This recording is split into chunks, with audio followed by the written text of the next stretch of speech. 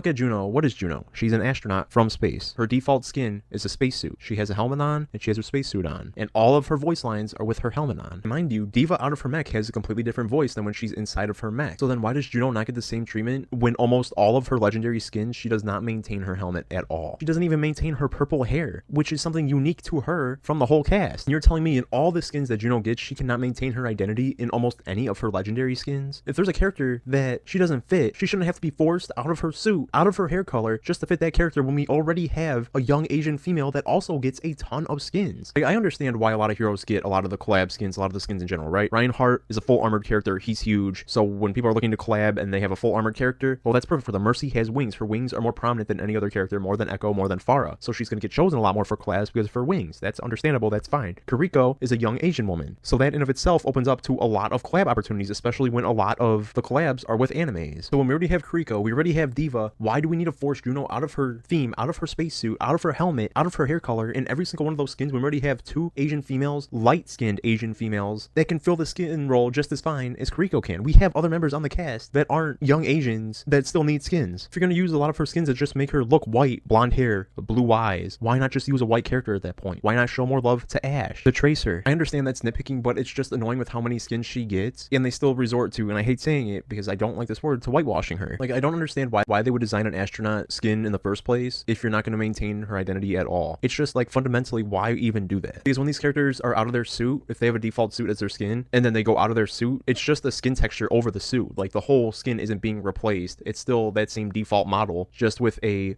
skin instead of a suit showing. So it makes for really weird proportions, like what's being shown right now. There's so many cool opportunities they could use an astronaut character for. There's so many skin opportunities that just refuse to do it. Why don't we have an actual astronaut skin? I think that would look pretty cool. Why don't we have more skins utilizing our helmet? Like having graffiti on it even, or even having like a skull design or some kind of design on the helmet itself.